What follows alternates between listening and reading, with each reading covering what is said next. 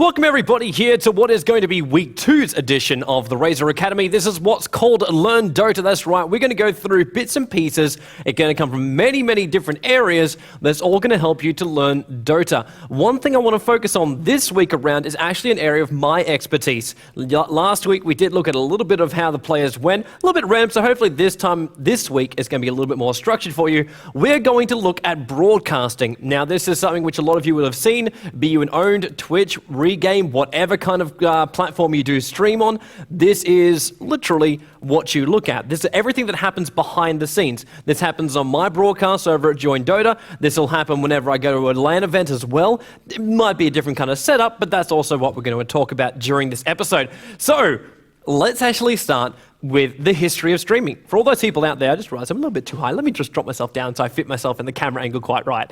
All right, so a lot of people will, it depends actually how far you go back in esports to know when streaming actually started. For a lot of people out there, you might have been back when there was no video streaming. There was no nothing like this. Adobe 2.5 didn't even exist by that point.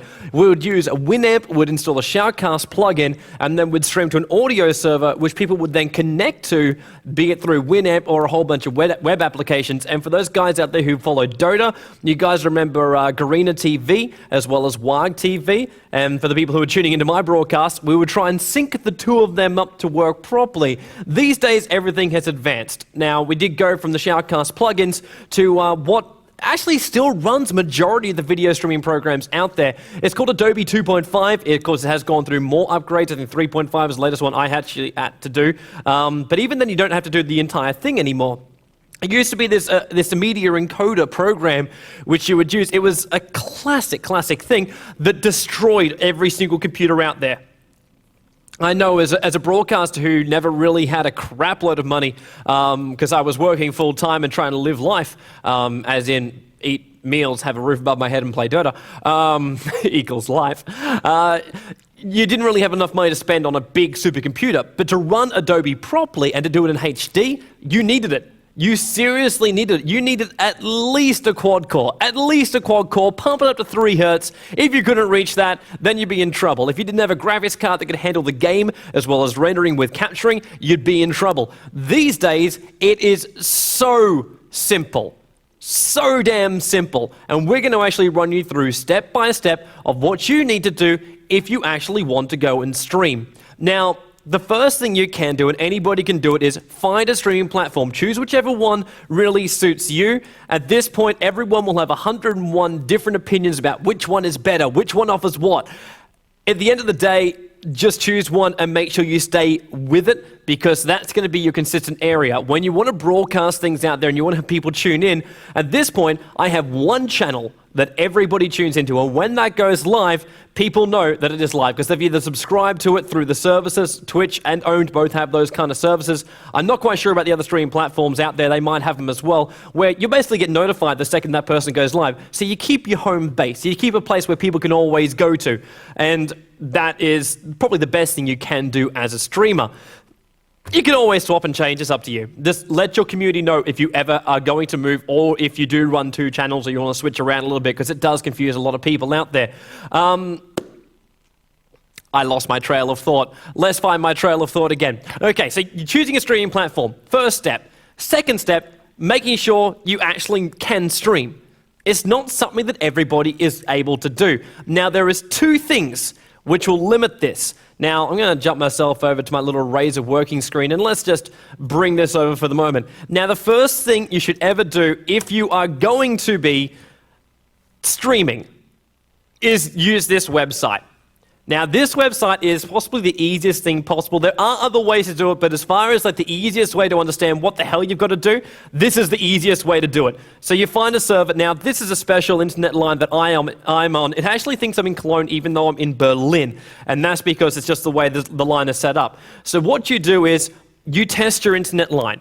How much goes down, how much comes up, and the rate of that transfer. So a 12 ms is not too bad. For those guys out there in Sweden who are currently tuning in, they'll be like, what the hell kind of thing is that? I got so much better if I ever get a dream hack. Yeah, you will, because of this. And you've also got to remember right now, at this point, we've actually got 2 other live streams going out from this office on this internet line. So big shout out to Maury, who's casting StarCraft right now. So as you see, okay, so we hit 7.32 megabit up. So that's how much bandwidth you can pump up. 8.26 is down, makes it very, very stable across the board, and 17 ms. You got to say, stable line, pretty happy with that, and it was pretty even across the board as you saw the testing go. Now, because of this, we now know, okay, I could upload at 7.32 megabit per second, which is basically full HD. A lot of people out there will be going, okay, well, what if my internet bandwidth is lower? Now, you can drop it down lower. It all depends on how much your upstream is going to be. To do HD, you need 1.4. That is 720p. If you want to do 1080p, you're looking at about 2 megabit up. And that is per second. You must have 2 megabit up if you want to do a proper HD production, which isn't possible for everyone because some computers are not powerful enough. But for 720p, you should not really go over 1400. If you go above 1400 or 1600, then you're actually going to cause issues on the server side for whatever streaming provider you're using. To explain that, what I mean by that a little bit, when you stream to a server, the server will then take your data, encode your data, and then send it out to all their other servers. And all those other servers is what you as a viewer will then connect to. So as the initial server, everything goes out. It all takes time to send, encode, transmit, and then you pick up. So for all those people who have a 0 delay on their stream, and people go, oh, why is it lagging? Just think about the process that all of this data has to go through. And you're sending video and audio. So there's actually 2 sets of bandwidth.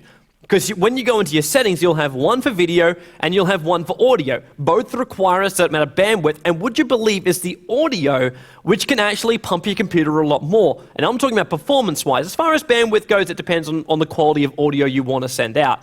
But as far as bandwidth, as far as performance goes, your computer actually gets drained more by your audio most times than it does even your video. So just something to keep in mind. All right, so if you are streaming from anywhere that has a below 1 megabit connection, I'm talking to all those people down in Australia, and I'm talking to all those people who have had a similar connection. I have streamed on such a connection. You hit about, generally you want to have a 0.2 megabit difference between what is your maximum and what you're streaming at. Because if you just max it out, you're never going to get a stable stream. A stream is, you always get that little bit of a choppy kind of sensation. It's like the audio stays the same, but the video, it goes a little bit awry. That's because the up bandwidth is just not enough. So you want to have 0.2 down. So if you got under a meg, well, actually, no, the rule still applies. 0.2, the difference. Try and keep with that. You can pump it up, you can go it down, but just remember how much data has to go through the servers and how much data the people who are viewing you then have to receive as well. Be it on the lower end streams, because those do take time to encode as well. So the lower end quality streams take it from the 720p quality and drop it down. So it's a big, big process. So you guys have got to just remember that too when you watch anybody's live stream and you go, oh my God, lag. That's the reason why it's lagging. There is just so much data sometimes that just needs to go through it. And not all resources are there. If you were back from the days of audio casting, most of the time you would have like a 250 slot audio server. That was kind of like the default for most Dota games out there, because most people wouldn't sync up the audio with the video. Shoutcasting is kind of like this thing which people have slowly gotten into in the world of Dota. Most people would just watch the game raw and look after that. But other streaming communities obviously were a lot bigger than that because they could sync up differently and use different facilities. But yeah, Dota was always just a little bit more of a solo spectator sport. So it was kind of awesome that Dota 2 allows us to be such a big interactive streaming community. Makes it fun, guys. It makes it fun. All right, so in the meantime, available slots, all that kind of jazz, we've been through that. Let's talk about your stream settings. Now, I'm going to actually jump a little bit ahead here because I need to jump ahead before we can look at what I was actually about to say. Mainly because we are now going to jump you to this screen. Now, This is my Razer working stream. We don't need this, by the way. Oh yeah, by the way, if you ever want to check out XSplit.com, that's the software which I use. You can use multiple stuff like the VidBlast. You can use Adobe 2.5 or 3.5. I always prefer 2.5 because it wasn't as buggy as the later ones which came out. And it's pretty simple to use, but it drains your computer to a point where I know when we cast the first stream hack I was ever at, and I was doing it with the Honcast guys, we actually created... Breaky CPK created this system which basically ran Adobe off MS-DOS. And you would put in the raw commands, so you wouldn't even have to have it open. Just having it visible on your screen would drain your computer. That's what I'm talking about. All right, so let's get rid of this. What I want to talk about is overlays. Now, what you're seeing here is my desktop background. That's all you're seeing. And of course, this little overlay, which I'm going to put my mouse around it, but you're not going to see it because the overlay is on top. So the Razer Academy, you can see it in absolutely every single thing. Now, what do we want to do? This is your XSplit screen. As you can see, it's going back and back and back. Now, this, for the purposes of showing you this, you can see what I'm doing right now. So you can go, so that's actually what he's doing. So I just go in, I can't go general settings because we're recording right now, but you can actually stop this window from being visible. It's available in there. They changed the name of it. It used to be make XSplit a layered window. They've changed the setting around, so it's like make this window visible. It's pretty, they're trying to make it very, very simple so anybody can use XSplit. And that will mean you don't see this on your screen. Be careful when you do that though, because it does require a little bit more resources to do that. So if you are finding your computer straining a little bit, that could be one of the first things you do turn off. All right, so let's talk about our layers. So at this point, you can see we've got the Razer signature layer right here. That is an image on my computer which I put on the screen. The other one is the screen region. So this is my second monitor, which everybody is seeing right now. We want to add another image. So we go add, and then media file. You've also got camera, screen region, and IP camera. You can actually add a game source. This isn't 100% just yet. Literally today when I logged on with XSplit, they actually added a new update. So this is always updating for whatever you want to do. You can add a title. So when you want to add a title, that's any form of text. It'll pull fonts from your computer. Whatever fonts you've got installed on your computer, you can use those there. So you can use all that. Adding live streams, I have never really played around with because restreaming is not really the kind of thing I do. So I just leave it there. There are a couple more sources, but you can check them out later.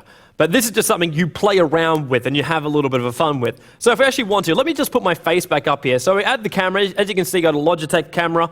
That's my C91U. And I appear now here in the screen. Now, you look at this and you go, something's not right.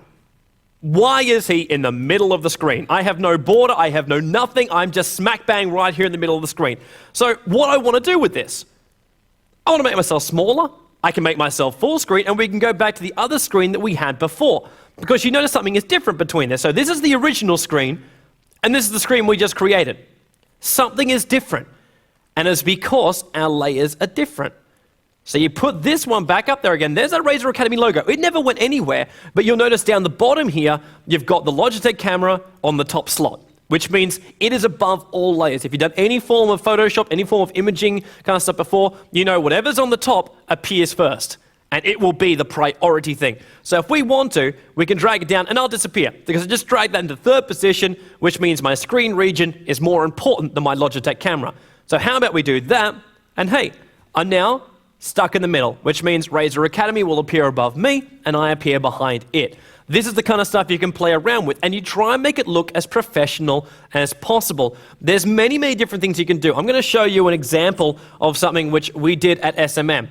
Now, at SMM, we did this live at a LAN event. Now, this is just a video which has just been stopped. Now, you'll notice here, I have the captain's mode. That's here in this little screen here. So that's the drafting screen from the Warcraft 3 Dota. If you guys are like, that's not Dota, it actually is. It's Warcraft 3 Dota. Then you have like your little logos and everything else around. We have a screen with me casting on the live stage, as well as a camera looking out to the audience. Now that's just something which we did. You can do this on a laptop. This was done on a laptop. Laptop was pretty powerful, but it was done on a laptop nonetheless. And it's all with XSplit. All this kind of stuff can be created with XSplit. All you got to do is just play around. Sometimes a lot of it comes down to overlays and how you think them out. Like what we have here was actually two sets of overlays. So the first one is the back overlay, and that's the one which has your sponsors on it, has your branding on it, has everything, all that kind of stuff on it. And then the other one were the screen regions we wanted to use. So we could change this up. We could do whatever we wanted to do. We had multiple screen types to actually use, and I can even show you this right now. So we'll get rid of that, and we'll add in just one of these images. So if we want to, we'll go off to a media file. I have these stored to go remember my little folder sections. So I actually have a box full of SMM overlays. So here we go. So this is what we've got. This is our overlay box. We can move this, we can drag this, and this is just what we created to LearnDOTA. Obviously, you realize there's a problem here. It's in the wrong position. So let me pull that one back down again. And hey, look, box is created. You can slot yourself in there. You can always readjust this. If you want to, you can change the size of it not to be in the aspect ratio. I don't believe you can actually see that. Let me just move that so you can. Okay, so that is going to appear on the XSplit screen. So these are the options you have. So you can set the position to be exactly the same every single time. You can change the aspect ratio, you can keep it, whatever happens, you can do that. You can also go through, you can change the color if you want to. You can make yourself just fade out if you want to. The choice is yours. Everything can be played with. This kind of stuff I actually use mainly because a lot of the times people's background, like it's the reason why we chose the darker background, a lot of the times the background will intrude on the game you're watching. So you ever have a camera just stick out, it's like this big ass white background, but everything else is really, really dark on the screen, and it just looks like a sore thumb sticking out. You can play around with your different colors. Anything you want to change, you can do so. Your camera settings, you can turn on audio, turn it off. Everything is generally completely controllable through XSplit itself. Now, I just want to get rid of this screen here. I'm going to throw me down a little bit because you can't see what I'm working on in the background. I don't really like this. So we'll get rid of this. Let me just move myself off the side so my head's not completely covered by a Razer Academy logo. All right. So all this stuff you can change around. And for you, the biggest advice I can give you when you're using overlays and trying to change out overlays is ensure that what you are doing looks good to you. Like when you look at it, if you record it and just look at it and go, does that look right? Am I actually really happy with what I'm looking at? If the answer is no, then obviously you've done something wrong and find a way to fix it. The only thing you can do is just try and make it look as good as you possibly can and as professional as you can. There are some overlays available for people who do Dota 2 kind of stuff. Like there's, you can change out the top kind of section of it and the little two boxes you have down the bottom corners. That's pretty awesome as well. You can play around with that. In fact, let's do that right now. I'm not going to use those overlays because those overlays, they're not something which I really go, hey, that's kind of like the thing which I want to use. Whoops, hello, there's my account. Let's not do that. Luckily, I didn't pull a day 9 and show it on the live stage of my password as well. Booyah! Shout out to Sean if he actually tunes into these kind of guys.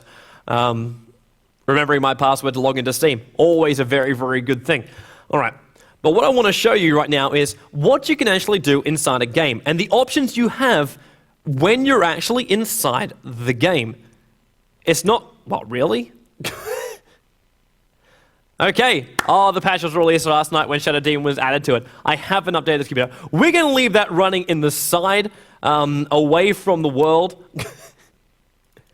This is what happens. This is what happens when there is an update, like once every couple of days. So we'll just turn myself offline too, so people won't start messaging us during this one. All right, so that's got a couple minutes, and that'll update for us. Actually, you know what? We'll just not use that version, because I know my other version is already updated, and that is my... No, I don't. I shouldn't have that one on there. You know, screw it. We're not going to do that. Instead, we're going to show you something else, which is something which I've already done.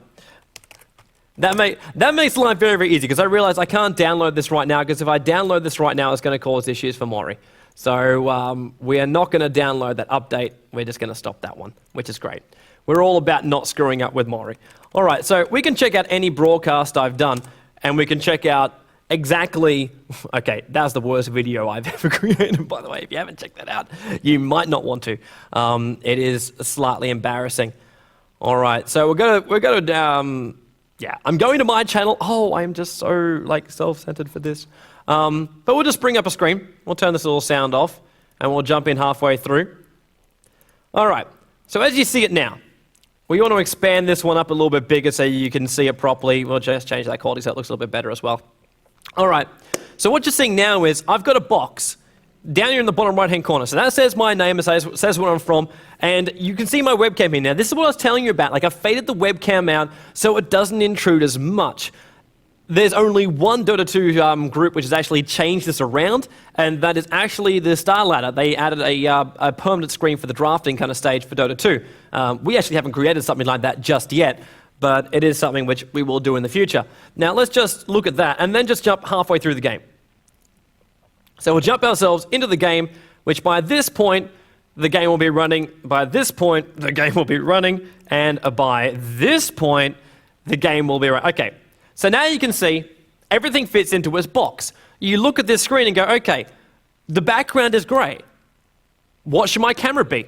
World is grey, background kind of fits with that, so we don't need to change it up too much. But there's also these little things which just stick around the side, which are like, oh, they're kind of cool to look at, but they don't really fit in too nicely when you want to put a camera smack bang on top of it. So that's why you add a little bit of opacity and just change how deep your camera actually looks so you don't intrude out on the space.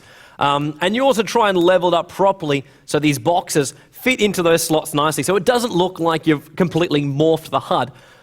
That's a nice little way. StarCraft guys, a lot of you will probably put it just up in the corner, very, very similar to what the Razer Academy logo is, just down here. So this little thing right here, normally if you started looking at a StarCraft screen, you'd have just up on the right, it'd be a little bit higher up on the right, but you'd have that logo visible at all times because that's originally where the replay box was. So it was just a position where you'd cover that up. So you could always cast a replay or you can cast a live game and you wouldn't have to worry about that being visible. So that was the whole concept behind doing that kind of thing. But in Dota, this is kind of like what we've really always gone with.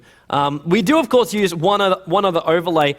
There are multiple options for what you can do for this one, but you notice at the very, very top, there's a scoreboard here. Now, this is this. It can be found on Team Liquid. All you got to do is just type in the word starboard into the search engine, and you can find this. But this is basically a scoreboard. Now, we're going to bring us up on the main screen as well so you guys can see this. Do note there is a crap load on the screen. I'll try and keep it minimal as possible all the time, but I want to try and keep myself... Actually, let me just put myself in here, lower myself down, so I don't intrude too much on the screen as well. Now, this thing's called a starboard. At this point, I got to say it is the best thing ever created as far as functionality goes and as far as generally looks go. You can customize these kind of things. You can make up your own overlays. There was one thing called the craft board. If you want to check that out, there was a post up about it on the LearnDOTA forums. You can use the same sort of search function kind of thing. And that lets you customize a crap load more, but it takes a lot more time to go through. If you want simple, you want easy, and you want to be able to display it, this is the way to do it. There is something actually built into XSplit as well, but I prefer this because you can hotkey everything and you can have it all separately. Now, let's just say I want to have Joe Blow going up against Jane John. I don't know why her last name is John, but we'll go with it. All right, so we've got our two players. Let's show this. So there's our scoreboard. Looks pretty nice, middle of the screen. You can modify this as well. All you got to do is just go into your settings button, which is just here, and you can change the size of your scoreboard, be as big or as small as you want to. I'm going to have to now resize this because you've got to try and size it so it doesn't impact too much on it. You can also do your little transparency thing, but if you allow transparency on XSplit, you're going to come into this problem. You notice it just disappeared, and all I did was just hit this button.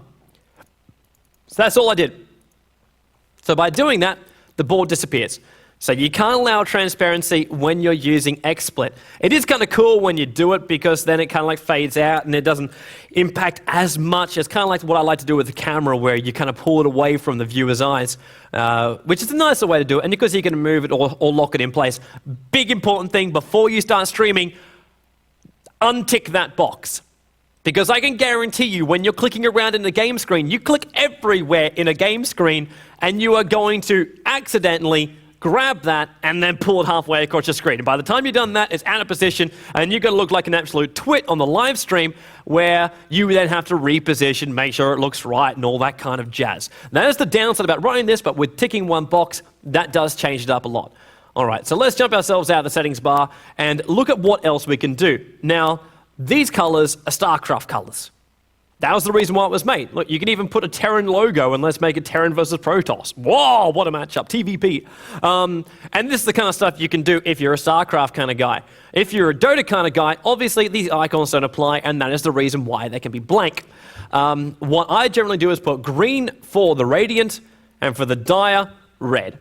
Pretty simple, pretty obvious. One is good, one is bad, one is left, one is right. Very, very simple to actually do. I want to add a score, I can add them up. All of this kind of stuff too, you can hotkey. That's, well, yeah, you can hotkey all this kind of stuff. In this one, it's actually not possible, but it was available in the older models. But you don't really need to. Just put it on a second screen, you're fine. What you can do, and this is the cool thing for all those people out there who always ask, how many matches is it? What competition am I watching? All you have to do is use these two little boxes here. So the announcement text, you'll notice, this does absolutely nothing. I actually don't even use this kind of thing. All I use is the sub bar text. So I add one, and you'll notice just then, the bar shifts up. So you can look at this one. I'm going to maximize this up a little bit more so you guys can see it. All right. So as you can see, let me go back. So with the sub bar text, let me get rid of this. So there's a scoreboard. So it will normally just sit there in the middle. You add the text, doesn't change the size of it at all. Looks fine, not a problem at all. And then you add in something like LearnDOTA Episode 1. Also, I am being visited by Maury right now. There is nothing downloading. There's nothing like that. I do not know what's causing your problems, man. 200 milliseconds. I got nothing for you, man. Anyway, all right, so you got LearnDOTA Episode 1. That you can fill in right now. So we jump into our next one, and you can actually put it in 10-second intervals, change it around a little bit, and we can jump into something else. Seriously, why is everybody trying to get in contact with me right now? I am doing Razer Academy. Leave me alone. All right. So LearnDOTA Episode 1. What else do we want? We want to say it's a best of 3. That's going to say, okay, maybe I just typed in the words best of 4. Fantastic. So now everyone goes, oh, okay, well, LearnDOTA Episode 1. How many matches am I going to play? Well, so far we are currently at 1-2. So we're rolling through that. Fantastic. Not a problem at all. And then we just add in another one, and it'll start to flash up after a moment. So that's all you've got to do. Add in extra stuff, great starboard to use. You can use multiple things, check them out, try different things. If you can work out the craft board, I highly suggest you do use that one as well. As I said, you can check out the LearnDOTA forums. I would have a link right now for you, but hey, I will half prepare these kind of things. I like to be spontaneous. For those people who don't know me, I never like to plan things too much in advance, because if you do that, you can't lose the spontaneity. Things going wrong works perfectly, and that's what just happened, and that's what just happened. All right, so let's check out a couple of other things. So we'll add in a couple of media files. Now, this is something which I prepared beforehand. Oh, that's right. I contradict myself on what I was going to do. All right, so we got a couple of show material stuff, which I want to show you guys. So one of the things is the settings. So this is what I talked about where I was going to go ahead, and now I'm going to come back. This is your general settings. So just an image, which I copied out. I want to have this on the top. I've also realized I've made this screen too small, so you can just change the little size of this one. So you can modify this around. For some reason, it's given me my white background where I never had that before. Thank you very much to XSplit. So as you can see, these are your general settings. I hate how I'm actually a little bit behind right now. Let me just... Luckily, we can change all these overlays. It is magical. Hey, there I am. Hang on, there's something even more important missing. There we go, Razer Academy. Okay, so this is your user settings for your broadcaster. So this is what we're talking about. The hide from screen region, you can get rid of that there. I just realized too, you can't see me actually with my mouse going over the top of that. But yes, this is the kind of stuff which you can change around. So you always have your microphone input, your local recordings. Just know what folder you're saving it into. It's not that difficult for that one.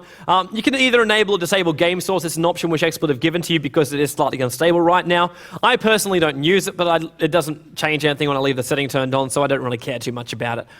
Everything else there is pretty stock standard. So let's get rid of that. Everyone will now just realize, because I made the screen a lot larger as well, which you can also do, just like scale view, but we'll go through those settings in just a couple of moments.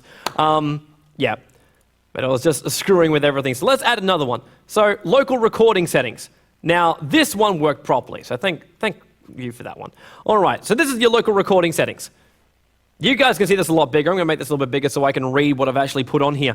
All right, so as you can see, I've got a local recording, and I've got an own 3D TV streaming channel.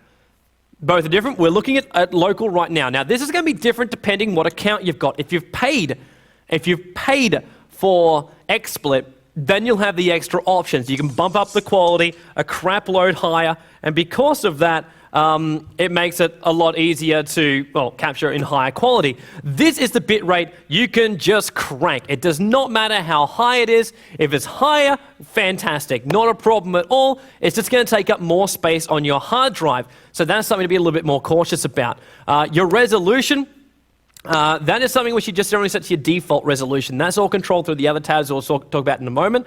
Audio encoding, that you want to crank up. Now, I've got this set on mono. It's a bit of a downside, the mono, mainly because, actually, am I streaming this live? No, I'm not. It says for some reason I'm streaming live local recording. Lol. All right. So if you look at this, you go, okay, well, audio, how much am I going to use? How much do I want?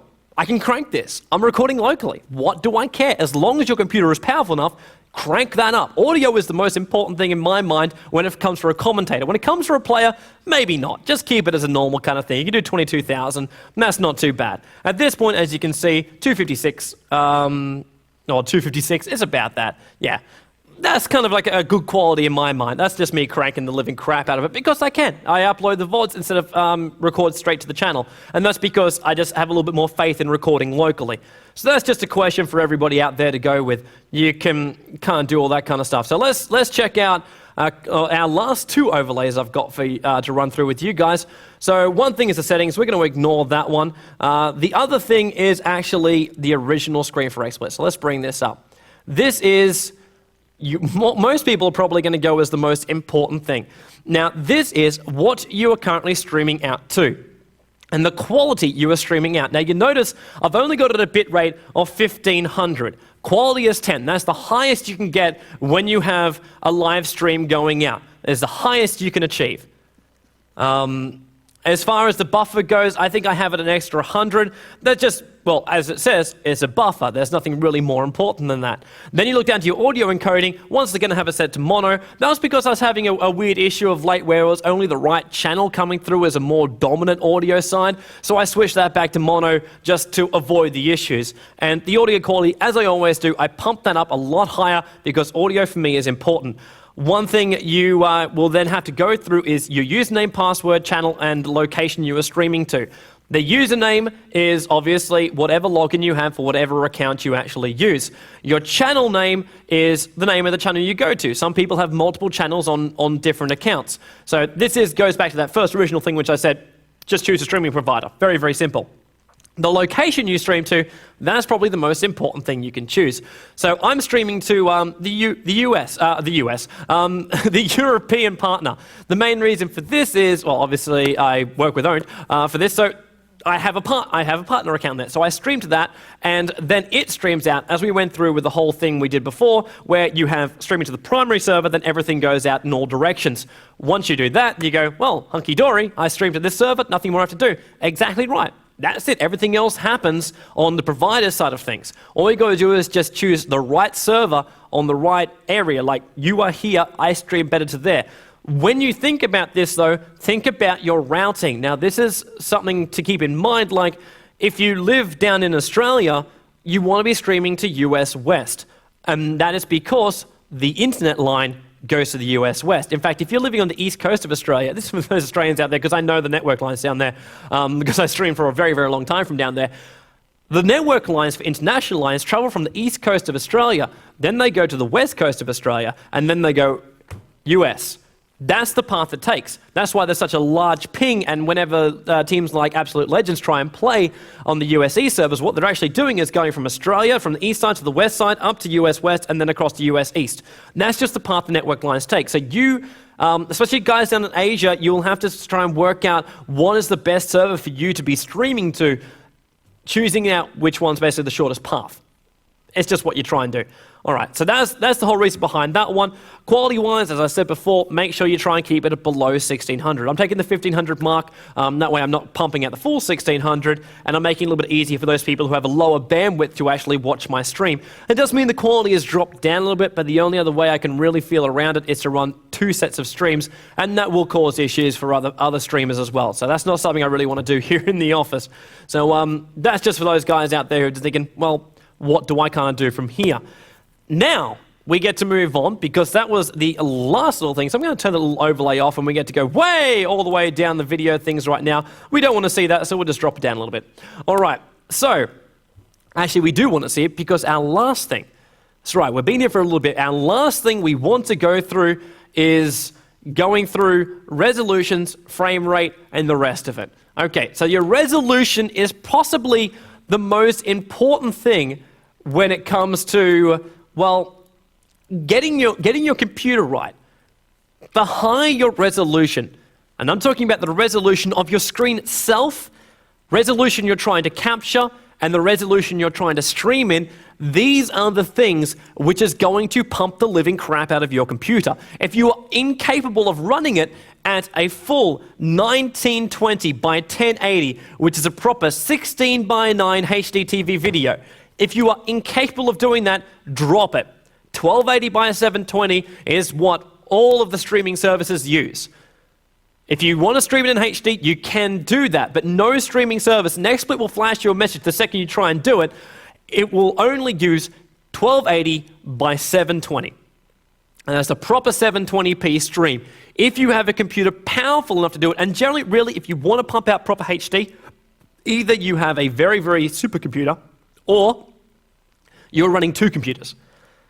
Now, this is possible, and I'm going to just quickly explain how you can do this. Your first PC is your gaming PC. That displays the game, and nothing but the game. Actually, you can do everything else on that, but it must play the game. Then you use your secondary output, and you pump it out with a HDMI. You just get the adapters, you go from DVI to HDMI, and that goes into your second computer. Now, your second computer is your capture computer and streaming computer. You can do it either way. You can put your streaming computer onto your gaming computer. That way, what you stream is actually different to your capture, and your capture can be in a higher resolution if you do it that way. But it requires different things, and well, sometimes when you look at something live and it's not that good a quality, you look at something recorded and it's awesome, you kind of go, well, why aren't the two the same? It's the reason why we try and keep them as similar as possible here at LearnDOTA, so the live experience is the same for the VODs. It's all about being the same production, not being different. All right, but 1280 by 720, the last thing, and for all those guys out there who are like tech guys who want to play around with it, look for a thing called a Blackmagic card. A Blackmagic card is possibly the awesomest thing you could ever create, or not create, buy. Put it in your computer, just takes up one PCI slot, and you can just pump an input in. HDMI input, it'll capture in, and it'll capture like a webcam.